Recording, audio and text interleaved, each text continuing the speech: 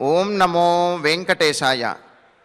సజల జలదనీలం సన్మునిస్తుత్యలీలం నిఖిల నిగమమూలం యాతుధానాంతకాలం తిలకలసితఫాలం సర్వదా లోకపాలం విధృత కనకచేలం నౌమి సీతానుకూలం. వేద వేదాంతాది శాస్త్రములకు సారభూతమైనటువంటి వాడు, మహర్షుల చేత ఎల్లప్పుడూ స్తుతింపబడువాడు, లీలామానుష విగ్రహుడు అయినటువంటి శ్రీరామచంద్రునికి నమస్కరిస్తూ తదభిన్న స్వరూపుడైనటువంటి ఆ శ్రీనివాసుని యొక్క దయా విశేషం చేత సమస్త మానవాళికి ధర్మ తత్పరతను సకల కార్యసిద్ధిని చేకూర్చాలన్నటువంటి సంకల్పంతో తిరుమల తిరుపతి దేవస్థానం వారు నిర్వహిస్తున్నటువంటి శ్రీమద్ రామాయణం అయోధ్యాకాండ ప్రవచన పారాయణ కార్యక్రమంలో నేటికి మనం 273వ రోజులోకి ప్రవేశించాం. ఈ కార్యక్రమంలో ముందుగా అన్నమాచార్యుల వారి సంకీర్తన అయినటువంటి హరియే ఎరుగును అందరి బ్రతుకులు అనేటటువంటి సంకీర్తనను శ్రీమాన్ కర్రా ఉదయ్ భాస్కర్ గారు, అన్నమాచార్య ప్రాజెక్టు కళాకారులు వారి బృందం యొక్క సహకారంతో ఆలపిస్తారు. శ్రవణం చేద్దాం. ఓం నమో వెంకటేశాయ.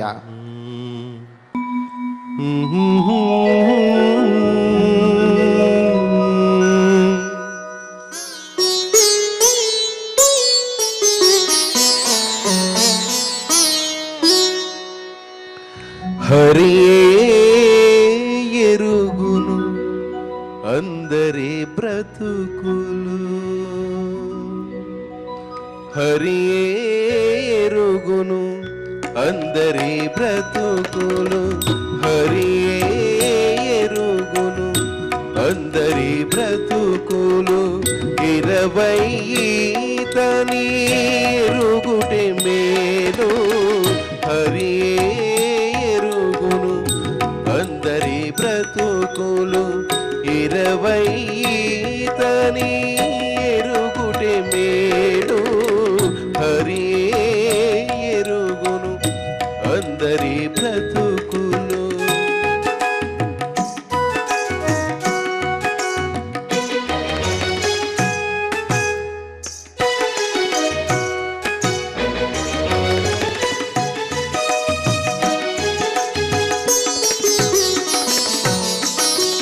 వెనకటి బ్రహ్మలు వేవేల సంఖ్యలు, వెనకటి బ్రహ్మలు వేవేల సంఖ్యలు.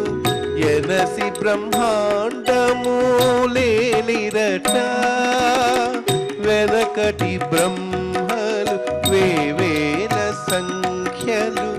ఎనసి బ్రహ్మాండములేలిరట, పెనగొని వారల పేరులు మరచిరి, పెనగొని వారల పేరులు మరచిరి.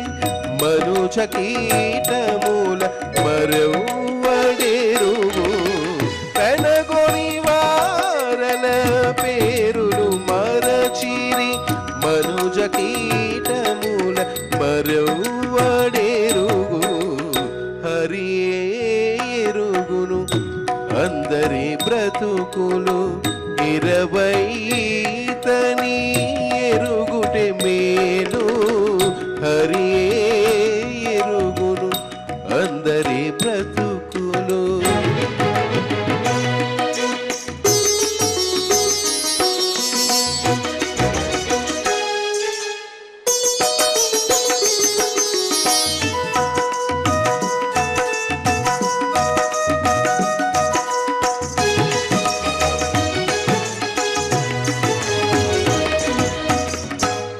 ఆసదుల్ని మునులనంత కోట్లు, ఆసదుల్ని మునులనంత కోట్లు.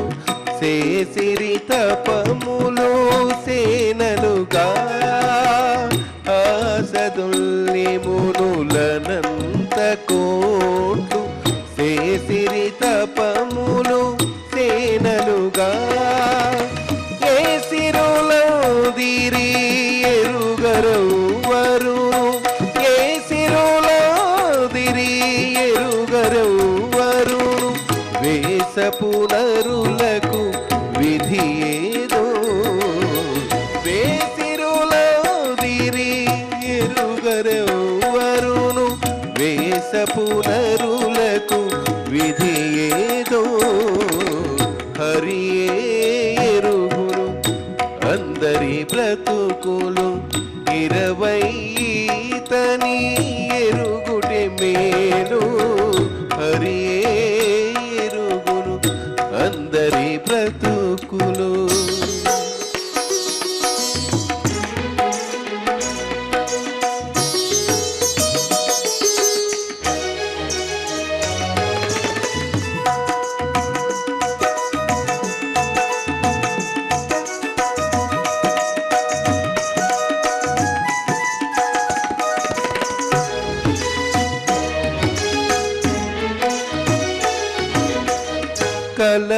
కలవనేకములు కర్మ మార్గములు కలవనేకములు కర్మ మార్గములు పలు దేవతలిటు పాటించిరి కలవనేకములు కర్మ మార్గములు పలు దేవతలిటు పాటించిరి పాలిమి శ్రీ వెంకటపతికి మొరయిడి పాలిమి శ్రీ వెంకటపతికి మొరయిడి వెలసిరి తుదనిది వెరవిందరికి పాలిమి శ్రీ వెంకటపతికి మొరయిడి వెలసిరి తుదనిది వెరవిందరికి హరియే ఎరుగును అందరి బ్రతుకులు 20 తని ఎరుగుటి మేలు హరియే ఎరుగును అందరి బ్రతుకులు 20 తని ఎరుగుటి మేలు హరియే ఎరుగును అందరి బ్రతుకులు.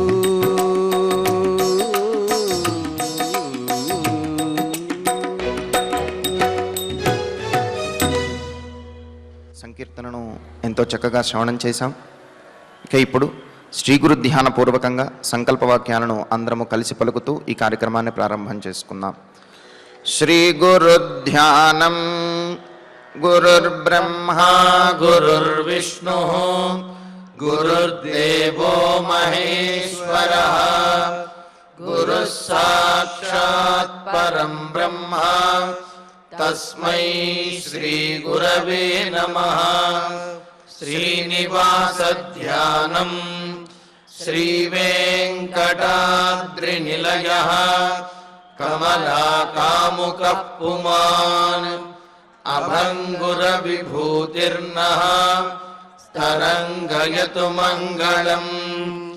అథ సంకల్పః శ్రీమదాదివరాహ క్షేత్రే విరాజమానస్య శ్రీ పద్మావతీ జానేః అఖిలాండకోటి బ్రహ్మాండ నాయకస్య శ్రీరామచంద్ర రూపాంతరస్య భగవతః శ్రీ వెంకటేశ్వర స్వామినః సన్నిధౌ హనుమత్ సీతా లక్ష్మణ భరత శత్రుఘ్న పరివార సమేత శ్రీరామచంద్ర పరబ్రహ్మణః పరిపూర్ణానుగ్రహేణ అస్మిన్ భువనే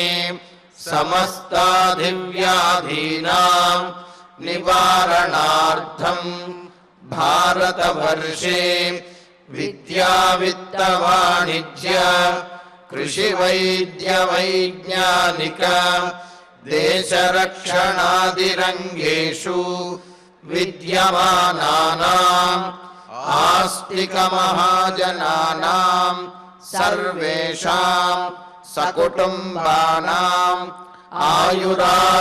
ఆయురారోగ్యైశ్వర్య సద్బుద్ధి ఇత్యాది సర్వశుభఫల ప్రాప్త్యర్థం ధర్మాచరణ ద్వారా శ్రీరామరాజ్యస్య పునర్వ్యవస్థాపనార్థం ఉద్యోగార్థినాం సముచితోద్యోగప్రాప్త్యర్థం దంపతీనాం అనుకూల దాంపత్యసిద్ధ్యర్థం సంతానస్య పితృవాక్య పరిపాలనానుకూల బుద్ధి ప్రచోదనార్థం సకల కార్యసిద్ధ్యర్థం గో సంరక్షణార్థం చ శ్రీమద్వాల్మీకి రామాయణే అయోధ్యాకాండే యథాశక్తి శ్లోకం వ్యాఖ్యాన పురస్సరం 30 సర్గ శ్లోక పారాయణం తథా శ్రీధన్వంతరి మంత్ర పారాయణం చ అన్యోన్య సాహాయ్యేన ఆచార్య ముఖేన కరిష్యామహే. శ్రీ వాల్మీకి ప్రార్థనా కూజంతం రామ రామేతి మధురం మధురాక్షరం ఆరుహ్య కవితా శాఖాం వందే వాల్మీకి కోకిలం. శ్రీ ఆంజనేయ ప్రార్థనా మనోజవం మారుతతుల్య వేగం జితేంద్రియం బుద్ధిమతాం వరిష్టం వాతాత్మజం వానరయూధముఖ్యం శ్రీరామదూతం శిరసా నమామి. శ్రీరామాయణ ప్రార్థనా వాల్మీకి గిరి సంభూత రామసాగరగామిని పునాతి భువనం పుణ్యా రామాయణ మహానదీ.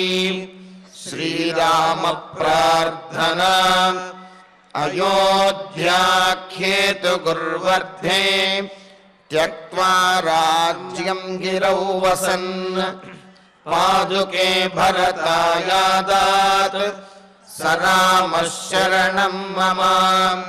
శ్రీరామచంద్ర పరబ్రహ్మణే నమః. అథ శ్రీమద్ రామాయణే ఆదికావ్యే అయోధ్యాకాండే 30 సర్గః. శ్రీమన్నారాయణ చరణౌ శరణం ప్రపద్యే. శ్రీమతే నారాయణాయ నమః. శ్రీరామాయ నమః. కుశకాశ శరేకి శరేషీకా ఏ చ కంటకి నోద్రుమాః తులాజిన సమస్పర్శ మార్గే మమ సహత్వయా. సీతాదేవి తన ఉద్దేశ్యాన్ని, అడవిలో రాబోయేటటువంటి కష్టములు ఇవన్నీ కూడా తనకు తెలుసు కావున అవి తెలిసి ఉన్నప్పటికీ కూడా వాటిని అనుభవించడానికి ఆనందంగా సిద్ధపడుతూ తాను రామచంద్రమూర్తితో వస్తాను అని నిశ్చయించి చెబుతూ ఉన్నది. మరి ఇంతకుముందు అన్నది కదా, నీవు ఎవరి కోసం, ఎవరి హితం కోసమైతే వనవాసం చేయదలుచుకున్నావో, ఎవరి హితం కోసమైతే పట్టాభిషేకాన్ని ఆపి నీవు దీక్ష చేయదలుచుకున్నావో, ఎవరికి నీవు విధేయుడిగా ఉండదలుచుకున్నావో వారికి నువ్వు విధేయుడిగా ఉండు, నేను నీకు విధేయురాలుగా ఉంటాను తప్ప నన్ను వారికి విధేయురాలుగా ఉండమని చెప్పి నన్ను విడిచిపెట్టి వెళ్ళడం ఇది న్యాయం కాదు. అరణ్యమైనా తపస్సైనా చివరికి స్వర్గమైనా సరే నీతోనే అని తేల్చి చెప్పేసింది.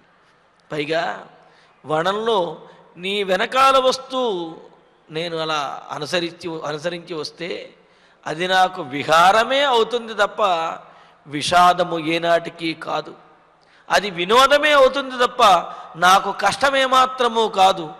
కావున రామచంద్ర నన్ను నీతో తీసుకువెళ్ళవయ్యా అని అన్నది. మరి అంటే ఇంతకు ముందు శ్లోకాల్లో మరి రామచంద్రుడు అన్నాడు కదా, ఆ ఋషులు కొయ్యగా మిగిలినటువంటి, అలాగే జింకలు తినగా మిగిలినటువంటి దర్భ మోడులు ఏవైతే ఉన్నాయో, దర్భల యొక్క మోడులు, అవి కాలు పెడితే కోసుకునే విధంగాను కాలు పెట్టడానికి వీల్లేనంతగా కష్టతరంగా ఉంటాయి, అటువంటి చోట నీవు నడవలేవు అని చెప్పి అన్నాడు కదా. దానికి సమాధానం చెబుతూ కుశకాశ శరేషీకా ఏచ కంటకినోద్రుమా తులాజన సమస్పర్శా మార్గే మమ సహత్వయా. రామచంద్ర, ఇష్టంగా కనుక ఉన్నట్లయితే ఏది కష్టమవదయ్యా.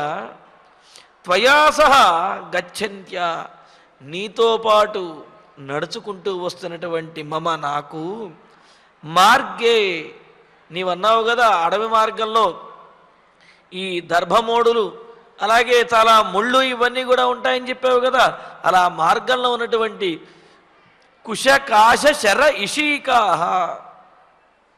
కుశలు అంటే దర్భలు, కాశములు అంటే రెల్లు. అంటే దర్భలే నిశితంగా ఉంటాయి, రెల్లు దానికంటే నిశితంగాను ఇంకా కఠినంగా కూడా ఉంటుందన్నమాట. అలాగే శరములు ఇషీకములు అనే ఈ తృణములు అంటే గడ్డిలో ఉన్నటువంటి భేదములు, గడ్డిలో ఉన్న విశేషాలు అన్నమాట. ఇటువంటి గడ్డి జాతులు అలాగే నిశితంగాను పదునుగా ఉండేటటువంటివి ఏవైతే ఉన్నాయో ఆ మార్గంలో కాళ్ళకు అడ్డుపడుతూ కాళ్ళకి పైన తగిలినా గీసుకుంటాయి, కాలు వాటి మీద పెట్టినా సరే తెగే విధంగా కోసుకునే విధంగా ఉంటాయి అని చెప్పి ఏవైతే చెప్పావో. ఇంకా కంటకినః ద్రుమాహ, ముళ్ళు ఉండేటటువంటి చెట్లు, చిన్న చిన్న చెట్లు కూడా ఉంటాయి కదా, పల్లేరుగాయ ముళ్ళు అనేటువంటి అంటుంటారు. అలాగా ముళ్ళు ఉండేటటువంటి చెట్లు, అదేవిధంగా మార్గంలో పక్కన ముళ్ళు ఉండేటటువంటి చెట్లు, అంటే నడుచుకుంటూ వెళుతూ ఉంటే ఈ బట్టలకి వస్త్రములకి వీటికి బట్టి కూడా వస్త్రములు చిరిగిపోతూ ఉంటాయి. అలాగే ఆ మండలు ఏవైతే ఉంటాయో కొమ్మలు, అవి ఎక్కడ తగిలితే అక్కడ గీసుకుంటూ ఉంటాయి, రక్తం కారే విధంగా ఉంటాయి. అంటే ఆ వాటి మధ్య నుంచి నడుచుకుంటూ వెళ్ళడం అనేది చాలా కష్టతరము అని రామచంద్రమూర్తి అన్నాడు కదా.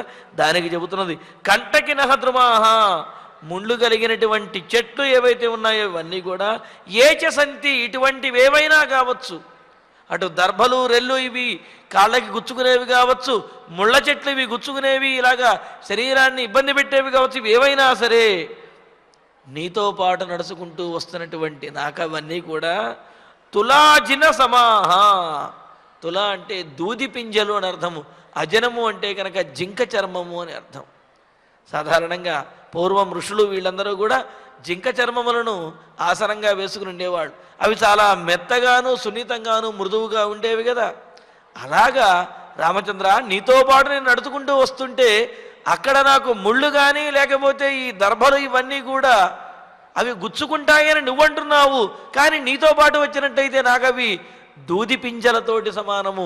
అలాగే దర్భాస్త్రములాగా ఇవి అజనం అంటే జింక చర్మంతో ఎంత మృదువుగా ఉంటుందో అటువంటి జింక చర్మంతో సమానమైనటువంటివి.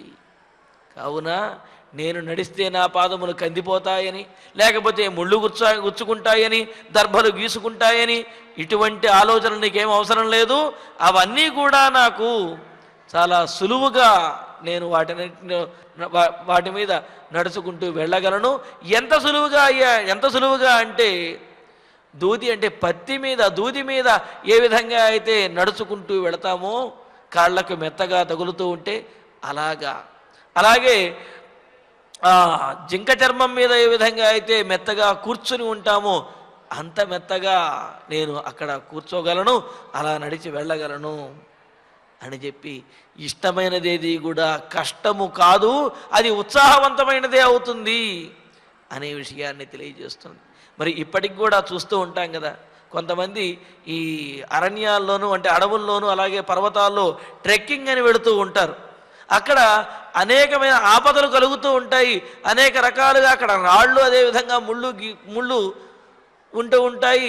అవన్నీ ఆపదలు కలిగించే విధంగా కష్టాన్ని కలిగించే విధంగా ఉంటాయి. కానీ ఆనందంగా వెళ్ళి వస్తారు, సాహసోపేతంగా వెళ్ళి వస్తారు.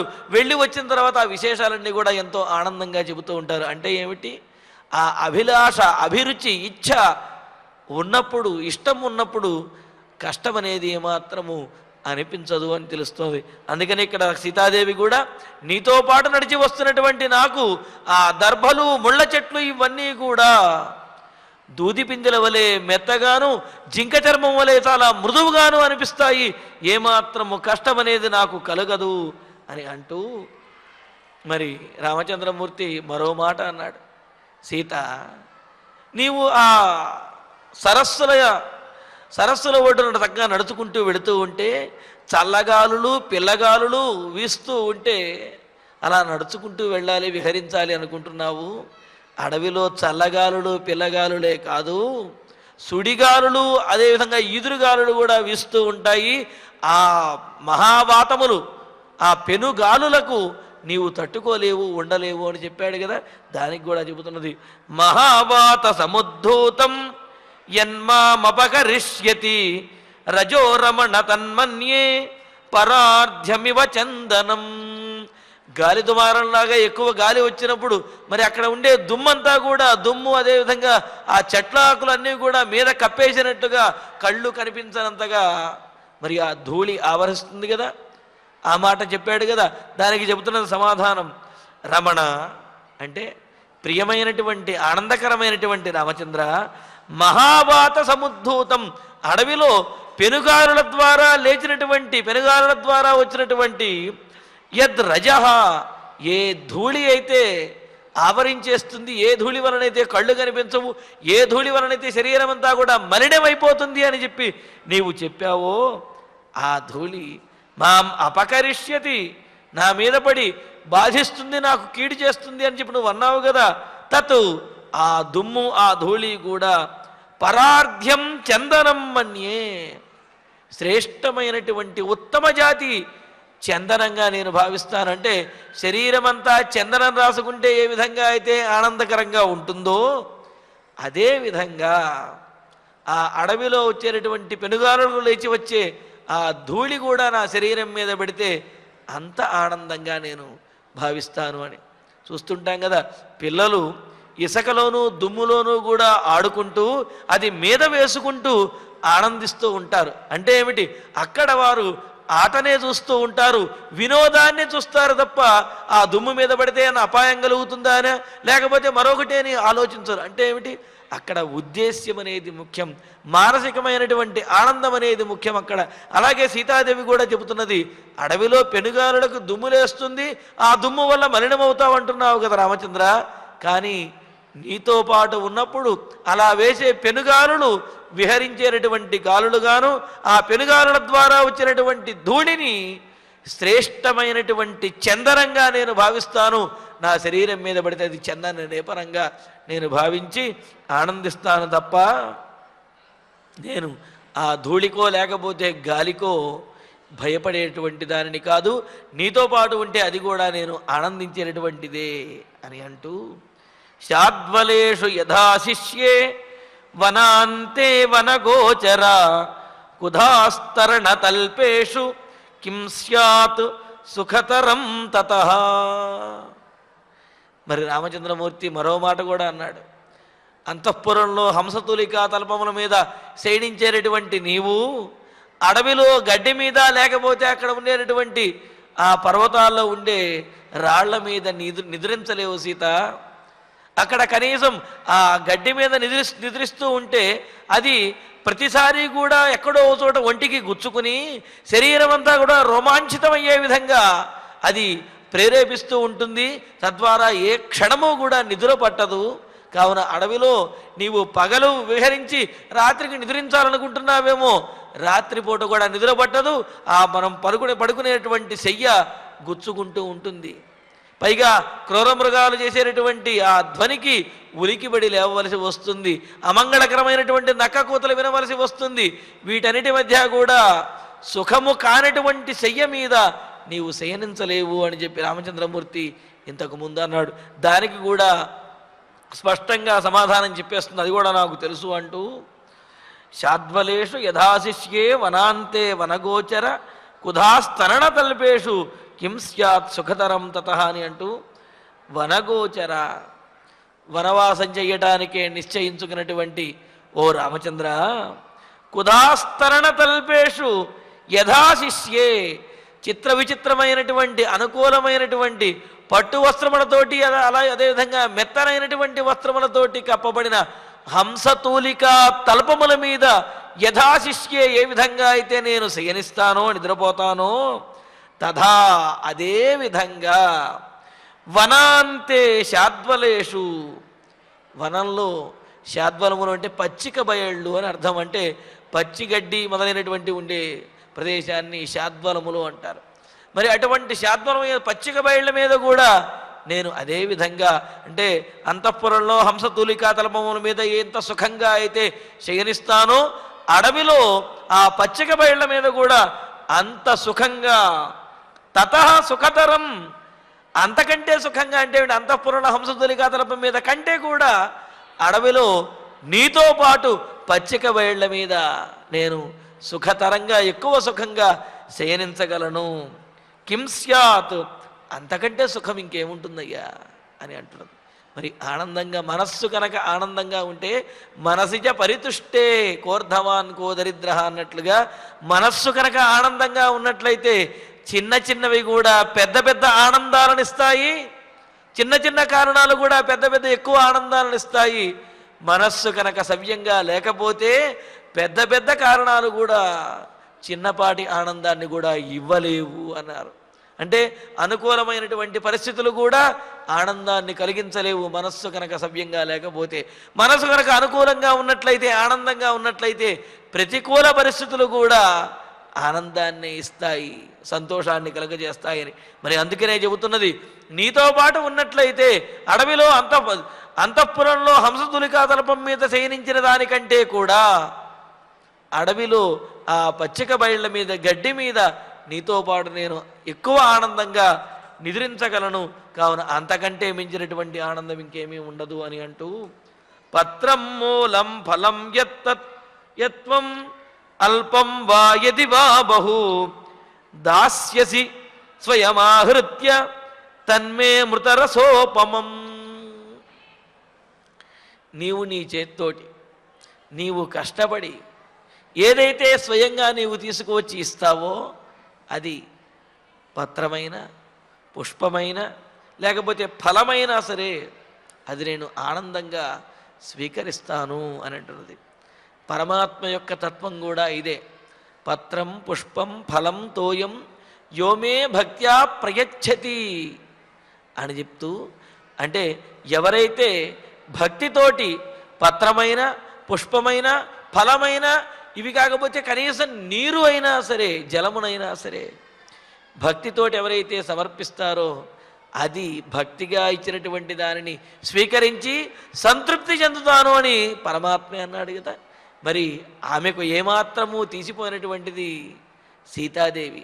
అందుకని ఆమె కూడా అంటుంది, పత్రం మూలం ఫలం యత్వం అల్పం వా యది వా బహు దాస్యసి స్వయమాహృత్య తన్మే అమృత రసోపమం అంటూ, త్వం రామచంద్ర నీవు యత్ పత్రం మూలం ఫలం అల్పం వా, పత్రం కానంటే ఆకులు కానీ లేకపోతే పళ్ళు కానీ కందమూలములు కానీ పుష్పములు కానీ ఏవైనా సరే కొద్దిపాటిగా, అంటే నీకు ఎంత లభిస్తే అంత కొద్దిపాటిగా అయినా సరే బహువా ఎక్కువగా తెచ్చినప్పటికీ కూడా స్వయం ఆహృత్య దాస్యతి, నీ అంతటి నీవు స్వయంగా తీసుకువచ్చి ఇచ్చినట్లయితే దానివల్ల తత్మే అమృతరసోపమం, అదే నాకు అమృతరసంతో సమానమైనటువంటిది.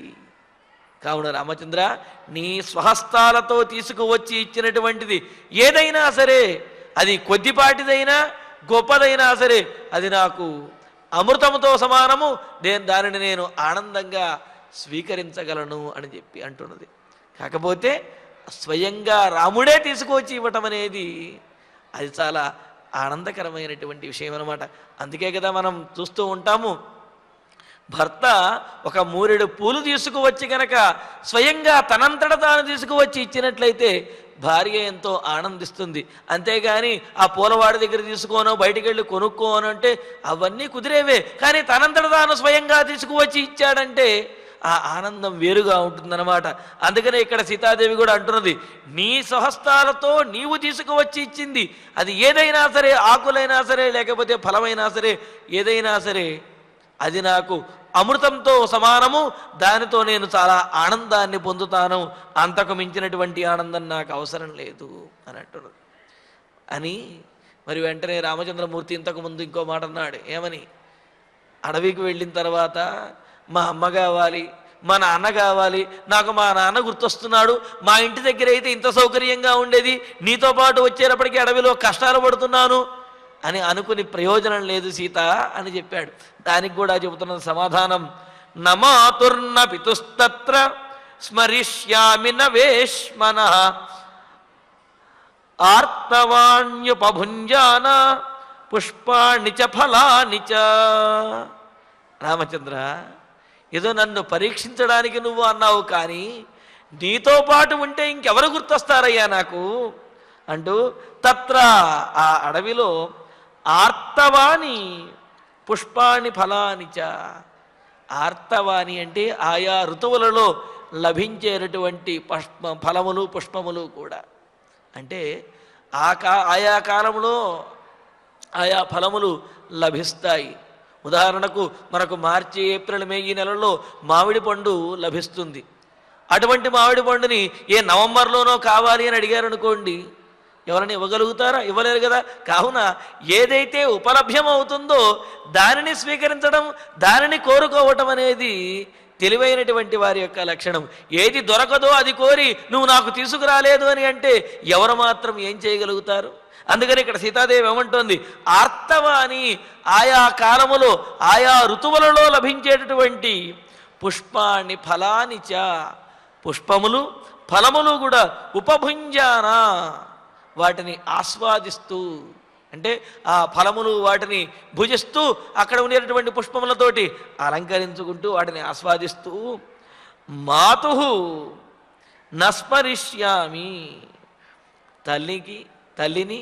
తల్లికి సంబంధించినటువంటి విశేషములను కూడా నేను స్మరించనయ్యా అంటుంది. మా అమ్మ అయితే నాకు ఈ పిండి వంట చేసి పెట్టేది, ఈ విధంగా నాకు జడ వేసేది, ఈ విధంగా పూలు కూర్చేది అని ఇటువంటి విషయాలను నేనేమి కూడా అక్కడ స్మరించను, నాకు గుర్తురావు అసలు. అంతేకాదు, పితుహున స్మరిష్యామి, తండ్రికి సంబంధించినటువంటి వారిని కూడా గుర్తుంచుకోను. మా తండ్రి గారైతే ఈ విధంగా నాకు సౌకర్యాలు కలగజేసేవాళ్ళు, ఇంతటి సేవకులను ఏర్పాటు చేసేవాళ్ళు, ఈ విధంగా విహరించేందుకు రథాన్ని ఏర్పాటు చేసేవాళ్ళు అని ఇటువంటి మాటలేవి కూడా నేను మాట్లాడను, నాకు అసలు గుర్తే రావు అని అంటూ వేష్మనః నస్మరిష్యామి. ఇంకేమంటున్నది, మా తల్లిదండ్రులని కానీ లేకపోతే మా పుట్టింటినైనా సరే నేను స్మరించను. ఎవరైనా ఈ మాట అనగలరా? కానీ సీతాదేవి ఒక్కతే ఈ మాట అన్నది. ఏమని? నీతో పాటు నేను అడవికి వస్తే తల్లిదండ్రులనైనా నేను తల్లిదండ్రులను కూడా గుర్తు తెచ్చుకోను, వారు కూడా నాకు గుర్తురారు. అంతేకాదు మా పుట్టిల్లు కూడా నాకు గుర్తురాదు. అక్కడ ఉండే సౌకర్యాలను గుర్తు తెచ్చుకుని అడవిలో ఉండే కష్టాలని చూసుకుంటూ బాధపడటం అనేది ఏనాడు జరుగుదు రామచంద్ర. నీతో పాటు వస్తే అది నాకు ఏదైనా సరే సుఖకరమైనటువంటిదే, ఆనందకరమైనటువంటిదే. ఆయా ఋతువులలో ఆయా సమయంలో ఏ పళ్ళు ఏ పుష్పములైతే దొరుకుతాయో, వేటినైతే నీవు స్వయంగా తీసుకువచ్చి నాకు ఇస్తావో వాటితోటే నేను ఆనందించి చక్కగా గడపగలను అని అంటూ, నచ తత్ర గతః కించిత్ ద్రష్టుమర్హతి విప్రియం మత్కృతే నచతే శోకో న భవిష్యామి దుర్భరా. రామచంద్రమూర్తి మరో మాట కూడా అన్నాడు, సీత నీవు నన్నేమీ అడక్కపోవచ్చు, ప్రత్యేకమైనటువంటి కోరికలు కోరకపోవచ్చు, కానీ నీవు అడవిలో ఆ కష్టమును పడుతూ ఆ విషయాన్ని నాకు చెప్పలేక బాధపడుతూ ఉంటే, లేకపోతే నేను నడిచేటటువంటి మార్గంలో నీవు నడవలేక, నేను నడిచినంతటువంటి వేగంగా నువ్వు నడవలేక ఇబ్బంది పడుతూ ఉంటే నేను చూడలేను. పైగా అక్కడ అడవిలో అనేక మంది రాక్షస మాయలు, అదేవిధంగా దుష్టశక్తులు ఉంటాయి, ఆ కష్టములన్నీ కూడా నీవు భరించలేవు అని అంటే దానికి చెబుతున్నది, తత్ర అరణ్యంలో గతః నివసించేటటువంటి నీవు మత్కృతే కించిత్ విప్రియం ద్రష్టం నార్హసి, నా విషయంలో ఏ ఒక్క కష్టాన్నైనా ఏ ఒక్క క్లేశాన్నైనా సరే నువ్వు చూడవు. అంటే ఏమిటి? నేను నిన్నేదో అడగటమే కాదు, నేను స్వయంగా కూడా కష్టపడుతున్నాను అనే భావన కానీ, ఆ భావన నా ముఖంలో చూపించడం కానీ, లేకపోతే మనస్సులోనైనా సరే నేను కష్టాన్ని తలచను, అది కష్టంగా నేను భావించను. కావున నేను చెప్పకపోయినా సరే నా కష్టాన్ని చూసి నువ్వు బాధపడతాననుకుంటున్నావు కదా, అసలు నేను చెప్పటమే కాదు, నా మనసులో కూడా ఆ కష్టము యొక్క తలంపులనేవే ఉండవు. కష్టాన్ని కూడా సుఖంగా నేను అనుభవించగలను అంటూ ద్రష్టం నార్హసి, నువ్వు నా కష్టాన్ని చూడలేవు అని అన్నావు కదా, అసలు నా కష్టాన్ని నువ్వు చూడవయ్యా, ఎందుకంటే నేను కష్టపడను కదా. కష్టపడుతుంటే నువ్వు కష్టాన్ని చూడలేవు, కానీ నీకు ఆ అవకాశం లేదు. ఎందుకంటే అడవిలో నీతో పాటు వచ్చేటటువంటి నాకు ఎటువంటి కష్టము ఉండదు, నేను ఏ కష్టాన్ని కూడా నేను భావించను. అంతేకాదు తే శోకః నభవేత్, నన్ను చూచి నీకు బాధ కలగటం అనేది కూడా అడవిలో ఏమాత్రమూ జరగదు. తే దుర్భరా నభవిష్యామి, నేను నీకు అడవిలో భారముగా ఏమాత్రము ఉండను. అంటే ఏమిటి, నువ్వు వెళ్ళడానికే కష్టపడుతూ, నువ్వు నడవడానికే కష్టపడుతూ ఉంటే, ఏమండి కాసేపు నన్ను ఎత్తుకోండి, నేను ముళ్ళలో నడవలేకపోతున్నాను అంటే కష్టం కదా మరి. అందుకనే ఇక్కడ ఏమంటున్నది సీతాదేవి, మీకు ఏమాత్రము కూడా ఏ క్షణము కూడా నేను భారముగా ఉండను. అంతేకాదు నేను కష్టపడుతూ లేకపోతే బాధపడుతూ మిమ్మల్ని కష్టపెట్టను. నేను కష్టపడటము అనేది మీరు అడవిలో చూడరు. ఎందుకు అంటే ఏమాత్రము కష్టంగా నేను దాన్ని భావించను అని చెప్పి సీతాదేవి ఆ కష్టములన్నీ కూడా ఆనందంగా సంతోషంగా భరించడానికి తాను సిద్ధము, అసలు వాటిని కష్టములుగా తాను భావించను. కావున తనకు కష్టం కలుగుతుందేమో అనే ఉద్దేశంతో రామచంద్రమూర్తి తనను అడవికి తీసుకువెళ్ళను అనడం అది ధర్మము కాదు. కావున తాను కూడా రామచంద్రమూర్తితోటి వచ్చేస్తాను అని చెప్పి చెబుతూ ఉన్నది. అందుకనే యస్త్వయా సహసస్వర్గః నిరయో యస్త్వయా వినా ఇతి జానన్ పరాం ప్రీతిం గచ్చ రామమయా సహ. ఇంతకుముందు చెప్పినటువంటి మాటనే చెబుతున్నది, దృఢమైనటువంటి నిశ్చయంగా చెప్పేస్తున్నది. అసలు ఇన్ని మాటలు ఎందుకయ్యా, నేను నువ్వు చెప్పినటువంటి ప్రతి విషయాన్ని మళ్ళీ ఉట్టంకిస్తూ దానికి సమాధానంగా చెబుతూ ఉన్నాను అనుకుంటున్నావు కదా, ఇన్ని మాటలు చెప్పవలసిన అవసరం లేదు.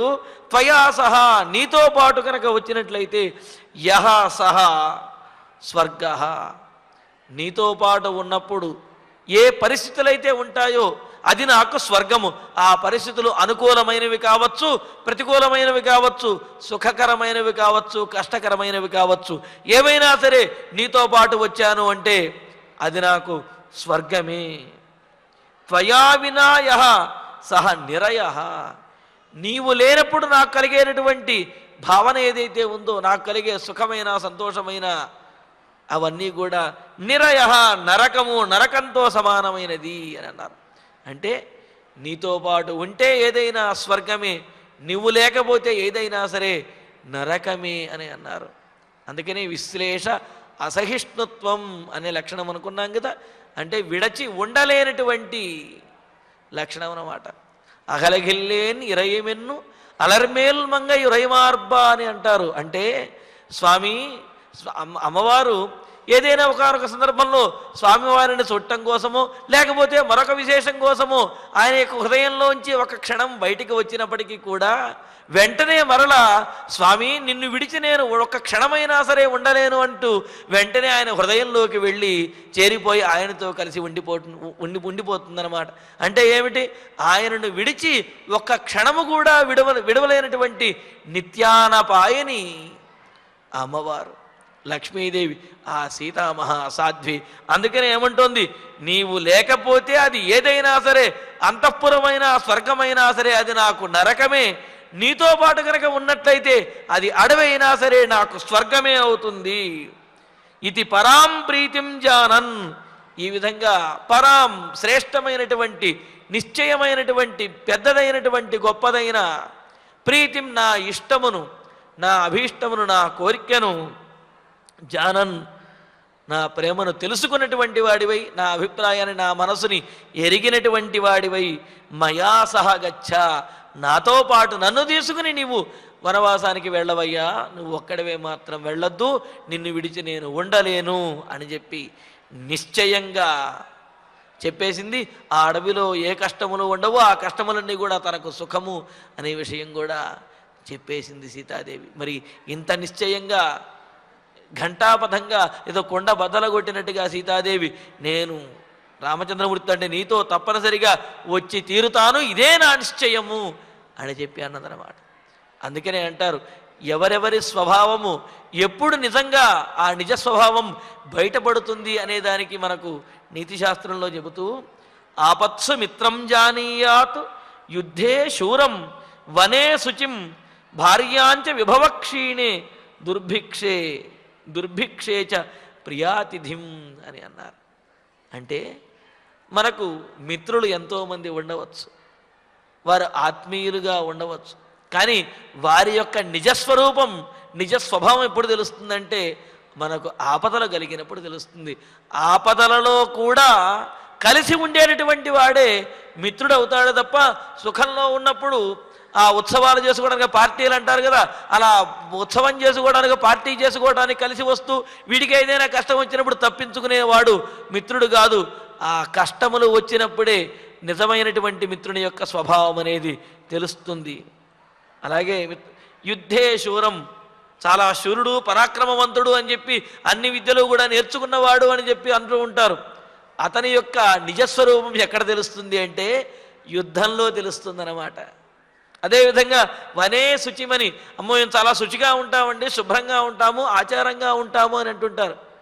అవన్నీ కుదిరినప్పుడు పాటించడంలో విశేషం ఏమీ లేదు. కుదరనటువంటి సందర్భంలో కూడా, కష్టకాలంలో కూడా ఆ ఆచారమును శుచిని శుభ్రతని ఎవరైతే విడిచిపెట్టారో అక్కడ వాళ్ళ యొక్క నిజస్వరూపం అనేది తెలుస్తుంది.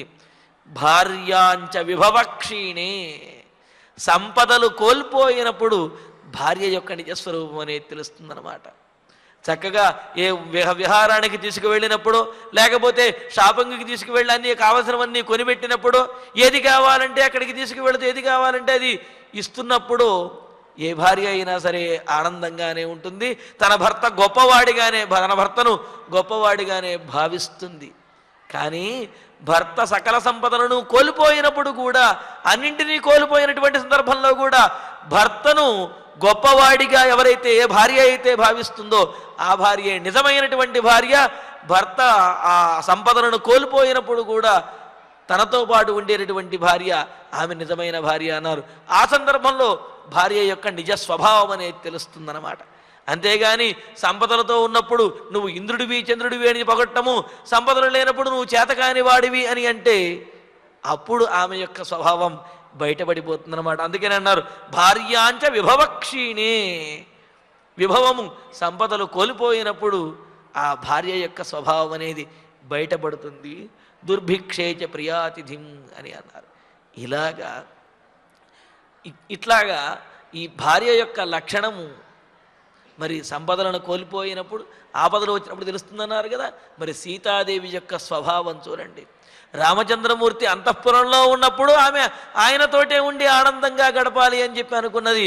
రాముడు అడవికి వెళుతున్నా, కష్టములు వారవుతున్నా, రాజ్యమును సంపదలు అన్నింటినీ కోల్పోయి జటావల్కలమును ధరించి ఆయన వెళుతున్నా సరే రాముడితోటే ఉండాలి, ఆయనే గొప్పవాడు అని చెప్పి భావిస్తూ ఉన్నది.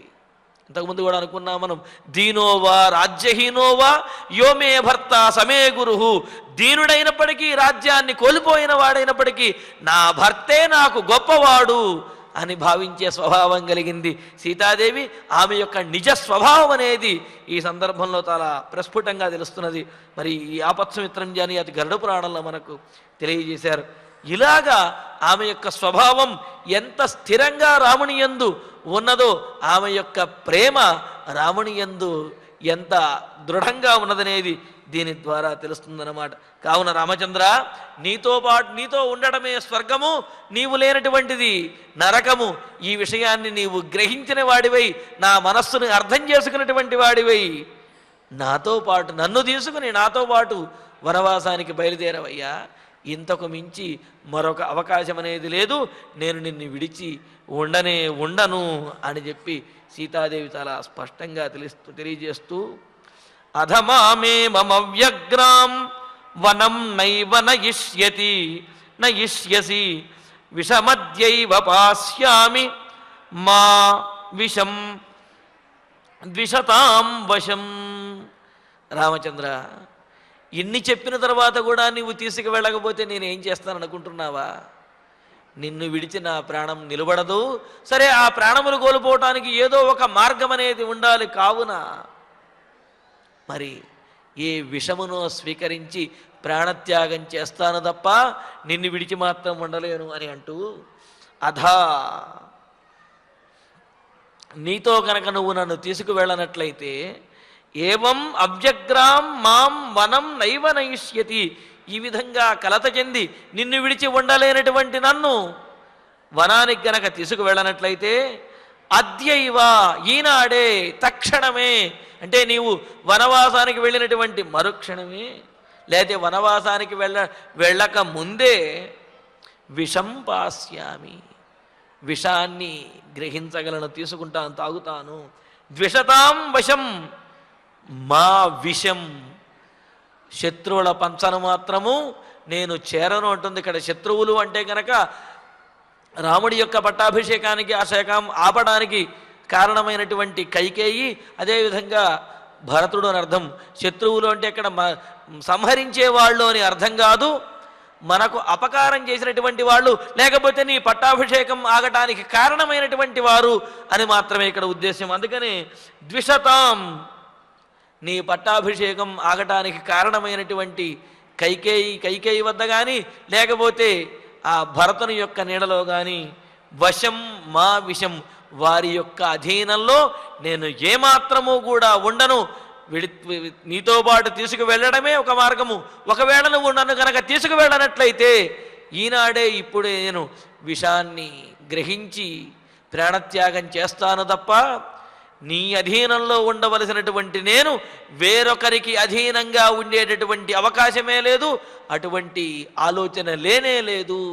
కావున నన్ను వనవాసానికి నీతో పాటు తీసుకువెళ్ళవయ్యా రామచంద్ర అని సీతాదేవి స్పష్టంగాను నిర్దుష్టంగాను ప్రమాణంగాను, అదేవిధంగా తనకు అన్నీ కూడా అక్కడ జరిగే విశేషాలన్నీ కూడా తనకు తెలిసే నేను నీతో ఆనందంగా రావడానికి సిద్ధమయ్యాను, అక్కడికి వచ్చిన తర్వాత మరలా మాట మార్చే అవకాశం లేదు అని ఈ విధంగా నిశ్చయంగా తన నిర్ణయాన్ని రామచంద్రమూర్తికి తెలియజేసింది. మరి రాముడు ఏ విధంగా స్పందించాడనే విశేషాన్ని తరువాతి ప్రవచనంలో తెలుసుకుందాము. ఇక ఇప్పుడు ఆచార్యుల వారి ద్వారా శ్లోకాలను పారాయణ చేసుకుందాము. కుశకాశ శరేషికా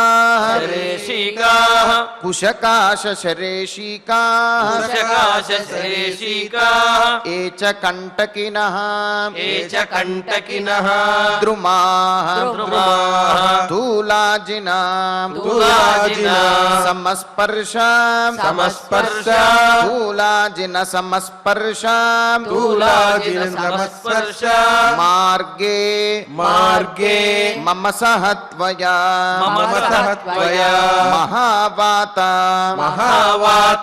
సముద్ధూతం మహావాత సముద్ధూతం యన్మాం అపకరిష్యతి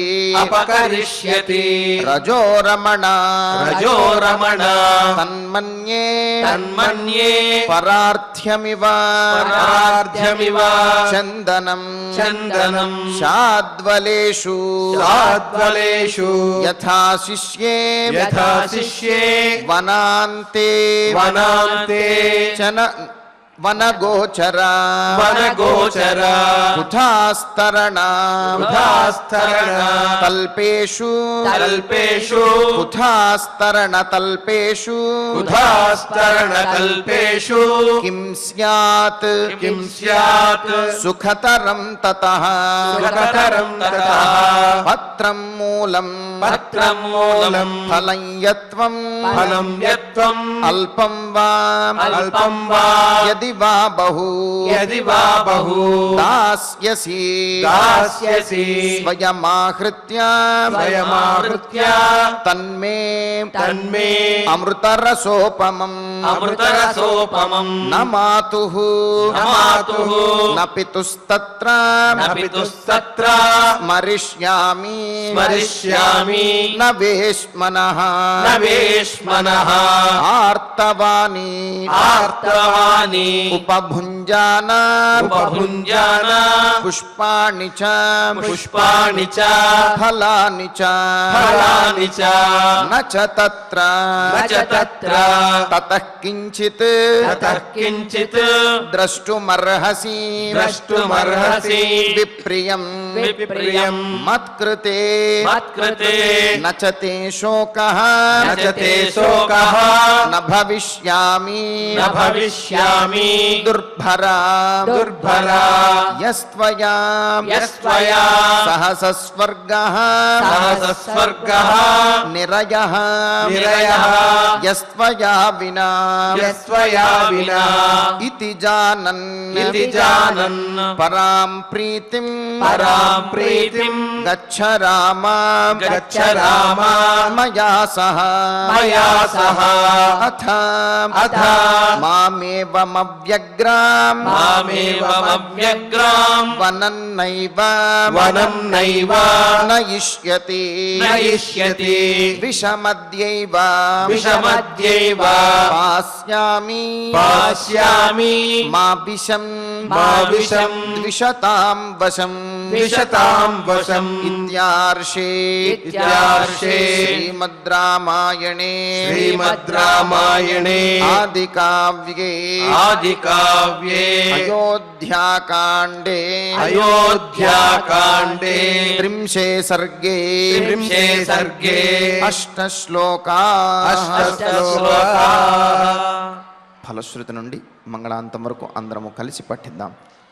ఫలశ్రుతి ఆయుష్యమారోగ్యకరం యశస్యం సౌభ్రాతృకం బుద్ధికరం సుఖం చ శ్రోతవ్యమేతన్నియమేన సద్భిః ఆఖ్యానమోజస్కర వృద్ధికామైః శ్రీరామచంద్ర పరబ్రహ్మణే నమః. అథ ధన్వంతరి ధ్యానం అచ్యుతానంత గోవింద విష్ణో నారాయణామృత రోగాన్ మే నాశయాశేషాన్ ఆశు ధన్వంతరే హరే. ఆరోగ్యం దీర్ఘమాయుష్యం బలం తేజోధియం శ్రియం స్వభక్తేభ్యో ను గృహ్ణంతం వందే ధన్వంతరిం హరిం. ధన్వంతరేరిమం శ్లోకం భక్త్యా నిత్యం పఠంతి యే అనారోగ్యం న తేషాం స్యాత్ సుఖం జీవంతి తే చిరం. ఓం నమో భగవతే వాసుదేవాయ. ధన్వంతరయే అమృత కలశహస్తాయ వజ్రజలౌకహస్తాయ సర్వామయ వినాశనాయ త్రైలోక్యనాథాయ మహావిష్ణవే స్వాహా. ఓం వాసుదేవాయ విద్మహే సుధాహస్తాయ ధీమహి తన్నో ధన్వంతరి ప్రచోదయాత్. అథ నవగ్రహ ప్రార్థనా. ఆరోగ్యం పద్మబంధుర్వితరతు నితరాం సంపదం శీతరశ్మిః. భూలాభం భూమిపుత్రః సకలగుణయుతాం వాగ్విభూతిం చ సౌమ్యః. సౌభాగ్యం దేవమంత్రీ రిపుభయశమనం భార్గవః. శౌర్యమార్గిః దీర్ఘాయుః సైంహికేయః. విపులతరయశః కేతుః ఆచంద్రతారం. అరిష్టాని ప్రణశ్యంతు దురితాని భయాని చ. శాంతిరస్తు శుభం మేస్తు గ్రహాः కుర్వంతు మంగళం. అథ క్షమా ప్రార్థనా.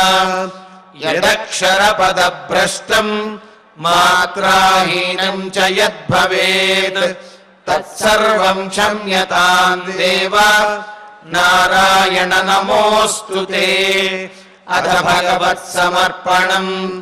కాయేన వాచా మనసేంద్రియైర్వా బుద్ధ్యాత్మనా వా ప్రకృతే స్వభావాత్ కరోమి యద్యత్ సకలం పరస్మై నారాయణాయేతి సమర్పయామి. అధమంగళం శ్రియః కాంతాయ కళ్యాణ నిధయే నిధయేర్థినాం శ్రీవేంకట నివాసాయ శ్రీనివాసాయ మంగళం.